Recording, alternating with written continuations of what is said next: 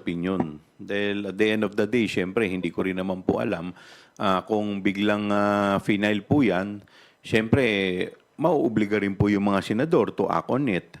Di po ba? So, but that is only my personal opinion dahil tinitingnan din po natin dahil syempre, lahat naman po kami ay may kanya-kanyang gawain.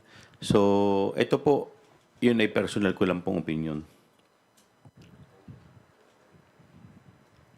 Okay. Marian Enriquez from TV5.